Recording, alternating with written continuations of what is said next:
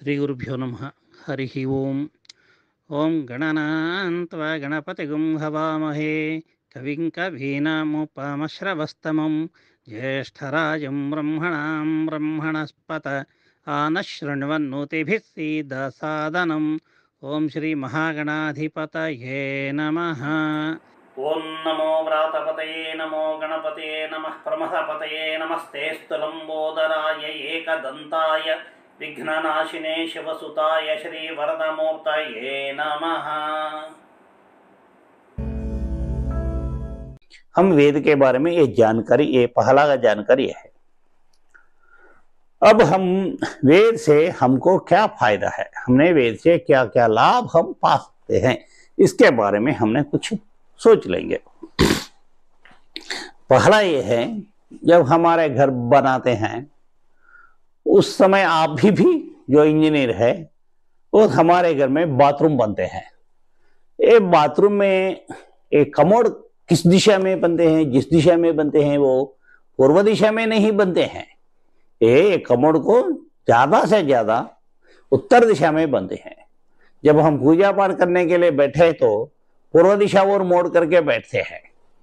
हम कोई नूतन नया घर नया मकान खरीद करना या तो हमने सोचेंगे पहले ये ईस्ट फेसिंग या वेस्ट फेसिंग और नॉर्थ फेसिंग साउथ फेसिंग, उन सभी में हमने ईस्ट फेसिंग घरों को हमने चेंज करते हैं, उसको ज्यादा दाम भी उसको ज्यादा होती है। तो इसका अर्थ में ईस्ट में क्या है, ईस्ट का अद्भुत क्या है हमने जानना चाहिए। वेद के अनुसार ईस्ट का अधिष्ठान देवता होता है भगवान इंद्र। ये इंद्र के बारे में सिनेमाओं में टीवी सीरियल्सों में इतना खतरनाक जुगुप्साकर दृश्य हमको दिखाया देता है, ये बहुत नेगेटिव का दृश्य हमको दिखाते हैं। किंतु भगवान इंद्र ऐसा नहीं है। इंद्र का शब्द का अर्थ ये है जिसको अपने इंद्रियों के ऊपर पूरा संयम है, वो इंद्र है। वो अपना आंख जैसा देखते उसी तरह नहीं जाएगी, उनका जीभ के अनुसार वो नहीं खा पाएगी, उसका अगर उनका श्रवण जो सुनता है उसके अनुसार वो नहीं जाएगी। अपने पूरा इंद्रियों के ऊपर उनका पूरा संयम होती है। इंद्रियों को वो बानिस, इंद्रियों के वो स्लेव नहीं है, इंद्रियों के पीछे जाने वाला नहीं है और इंद्रियों को अपने हिसाब से चलाने वाला है इंद्र। इंद्र को संयमन देवता है, इंद्रियों को संयम देवता बोलते हैं। उसके बारे में गीताचार्य ने भगवत गीता में क्या बताया गया था, इंद्रियाणाम मनश्चास्मि भूतानामस्मि चेतनाः देवानामस्मि वासवः, ऐसा बताया था। देवताओं में इंद्र है हम, देवता में जो इंद्र है वो हम है।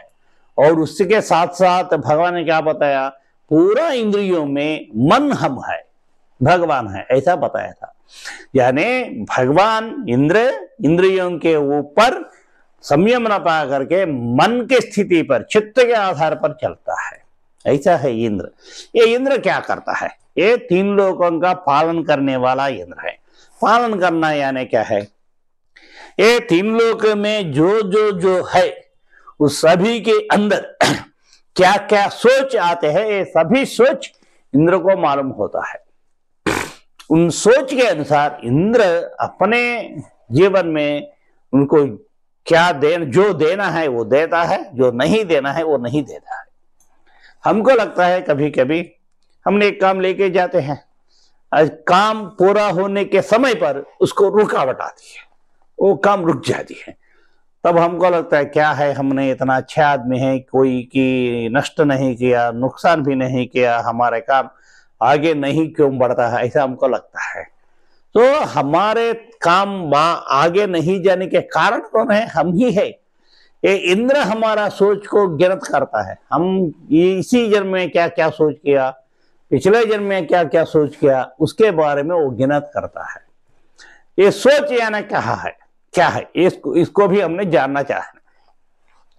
नहीं तो सोच यानी हमने ऐसा विचारकों के बारे में बात बताते हैं, विचार नहीं है। सोच यानी क्या है मैं आपको बताना चाहता हूं। हम एक काली माता का तस्वीर ले लेंगे, उस काली माता का तस्वीर कैसा होती है, अपना जीभ बाहर निकलती है, ऊपर देखती है। जब जीभ को बाहर आया, वो कुछ खा सकते हैं क्या, कुछ पी सकते हैं क्या, कुछ बात कर सकते हैं क्या? यानी जीभ बाहर आया ना, हम कुछ भी नहीं कर सकते। हमारा पूरा इंद्रियों ताकतहीन होती है। तब मन कहाँ होती है, काली माता का ऊपर होती है, अपना आत्मा के ऊपर होता है। यानी जिसको आत्मज्ञान चाहिए वो अपना इंद्रियों के ऊपर पूरा से पूरा संयम आना है। ऐसा है। आज के जमाने में एक ध्यान की प्रक्रिया अभी अभी चलती रही। उसका प्रक्रिया में क्या है, श्वास के ऊपर अध्यास, श्वास के ऊपर मन लगाना, ऐसे एक नया प्रक्रिया आया है। इसमें क्या होता है, मेडिटेशन करने के लिए आदमी बैठता है, उसको कोई मंत्र नहीं होता, वो क्या करते हैं, अपना श्वास के ऊपर ध्यान देते हैं, श्वास के बारे में सोचते हैं। जब ऐसा सोचते सोचते उनका मन में बहुत सारे विचार आते हैं, चलते हैं, आते हैं, चलता है। ऐसा 20 मिनट, 10 मिनट, 20 मिनट, 25 मिनट होने के बाद ये मन सोचने की ताकत कम हो करके मन सोचना बंद कर दे है।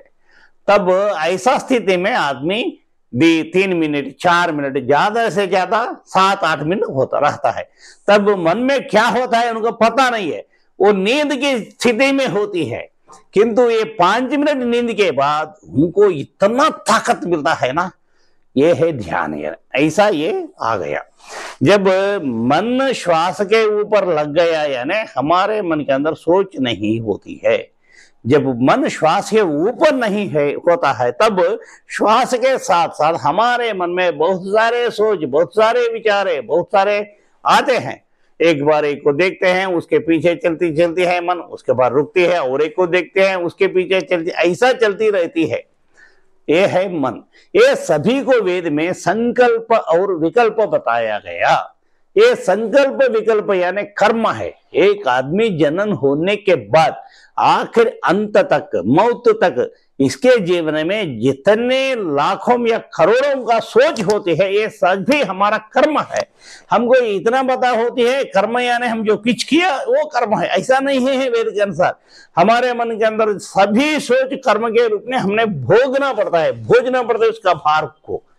ये इंद्र ये सभी सोच विचारों को, उसके बारे में वो ध्यान वो गिनत करता है, ये क्या सोच गया, क्या विचार गया, उसका परिणाम क्या है, ये सभी इंद्र के पास उसका गिनत होती है। उसके अनुसार हम एक काम हमने करने के तय किया, एक काम करने से हमको फायदा होती है।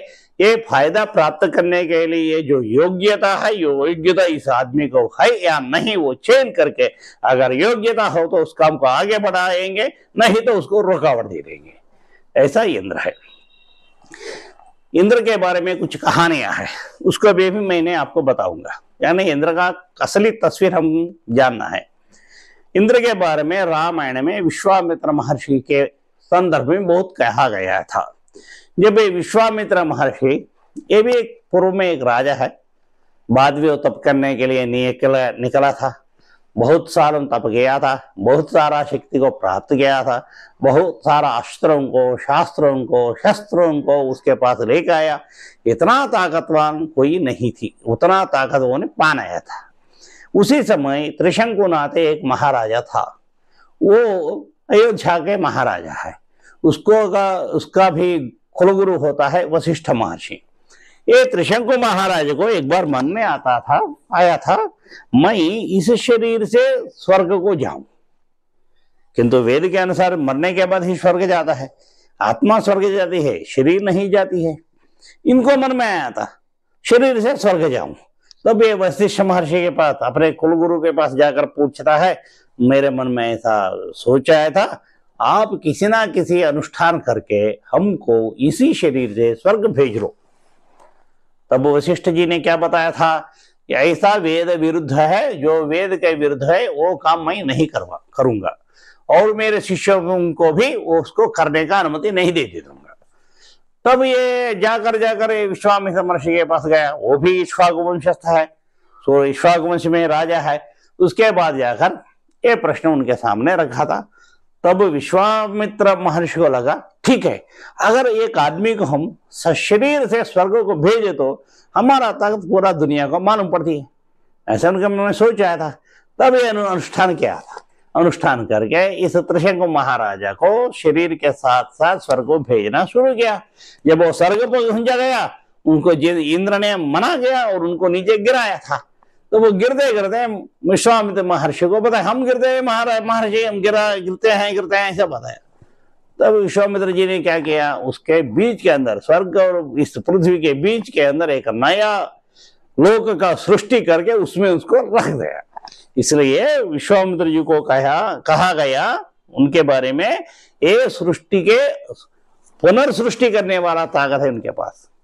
इस होने के बाद ये विश्वामित्र जी को क्रोध आया। जब मैं हवन करना शुरू किया, ये वशिष्ठ महर्षि ने सभी को यहाँ भेजने के मना किया था, क्या है वशिष्ठ का ताकत, उनके बात ये लोग क्यों मानते हैं, मेरे बात क्यों नहीं मानते हैं। ऐसा वशिष्ठ महर्षि के पास गया, उससे बातचीत चली, वाद विवाद चली। उसके बाद वशिष्ठ महर्षि के ऊपर ये शस्त्र का प्रयोग करना शुरू किया।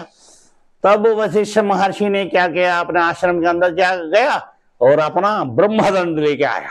ये ब्रह्मदंड को पकड़ कर ऐसा खड़ा किया। जब विश्वामित्र महर्षि ने जो अस्त्र जो शस्त्र वो निकल के उनके ऊपर डाले, ये सभी को ये ब्रह्मदंड खींच लिया था। इस ब्रह्मदंड में वो अदृश्य हो गया।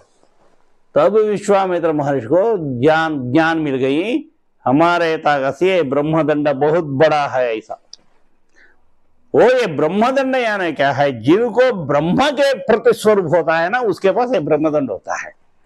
तब उनको लगा हम ये ब्रह्मदंड को पाना है, हम भी ब्रह्मत्व प्राप्त करना है। इसके लिए वो तपस किया था, 1000 साल का तपस किया था। तब इंद्र ने उनको, मन के अंदर काम है, उनके मन के अंदर इच्छा ज्यादा है, इसको निकालने के लिए इंद्र ने क्या किया, मेनका को भेजा था। जब मेनका आई, उसके साथ विश्वामित्र जी का व्यवहार चली। ऐसा 1000 साल बीत गई, एक लड़की पैदा हुआ। उसके बाद विश्वामित्र महर्षि को फिर ज्ञान मिला, हम तप करने के लिए निकले, बीच में आ गए ऐसा। तब छोड़ करके फिर तप करने शुरू किया। जब वो इच्छा में पूरा डूब गई, ऐसा सालों बीतने के बाद उनमें ज्ञान मिला, ये इच्छा को डूब गया मैंने, मेरा जन्म का जो लक्ष्य है, उद्देश्य है, वो मैंने छोड़ दिया। ऐसे ज्ञान मिलने के बाद वो फिर तपस करने के लिए आया था और 1000 साल तपस किया। तब इंद्र ने और एक अप्सरा को भेजी। वो अप्सरा साहब बताती थी, मैं नहीं जाऊंगा, वो हमको शाप दे देंगे, बहुत क्रोध है उनको, मैं नहीं जाऊंगा, ऐसा उसको विनती करती थी। किंतु इंद्र ने क्या बताया, आप जाओ, कुछ भी नहीं होगा, मैं देखभाल करता हूं आपका, ऐसा बता करके उनको भेजा था। जब विश्वामित्र जी के पास वो अप्सरा आई थी, उसका तप का भग्न गया, वो आंख हमने खोले, उसको क्रोध देकर इस अप्सरा को बहुत डर लगी। तब वो ऐसा डर लगते वो खड़े हुई थी। तब विश्वामित्र ने उस अप्सरा से क्या बताया था, ठीक है, इसमें आपका गलत क्या है, इंद्र ने आपको भेजा था, आपका गलत कुछ नहीं है, आप जाओ, मैं और इंद्र हम आमने सामने खड़ा होकर देखभाल करेंगे, हम देखेंगे, आप जाइए, ऐसा वो बताया था। यानी पहला में विश्वामित्र ने अपने इच्छा को जीत किया, बाद में अपने क्रोध को जीत किया, उसके बाद और 1000 साल वो तपस किया। तब भगवान ब्रह्मा आया, आपको ब्रह्मत्व प्राप्ति हो गई, आप तब से आप पूरा करो, तब से बाहर आइए, ऐसा बताया। नहीं, वशिष्ठ महर्षि आना है, अगर वो बताया तो हम तप का अंत करेंगे, ऐसा वो वशिष्ठ महर्षि को बुलाया था। वशिष्ठ महर्षि भी आए, उनको अच्छा बताया, आपने ब्रह्मत्व का सिद्धि प्राप्त हुई, अब आपने तप का पूरा कर सकते हैं, ऐसा वचन दे दिया। बाद में विश्वामित्र महर्षि ने अपना तप को पूरा कर दिया। यानी इंद्र यानी हर एक आदमी का पुरानों जन्मों से क्या क्या क्या इच्छा होती है, क्या क्या क्या कमी होती है, वो सभी को याद करवा के उस कमियों को पार करने का एक रास्ता वो दिखाएगा। ये है इंद्र। ऐसा इंद्र हमारा पूर्व का अधिष्ठान देवता है। इसलिए हमने पूर्व दिशा ओर मोड़ करके, पूर्व दिशा ओर बैठ करके हमारा पूजा पाठ अनुष्ठान सब कुछ कराएंगे। ये इंद्र के बारे में।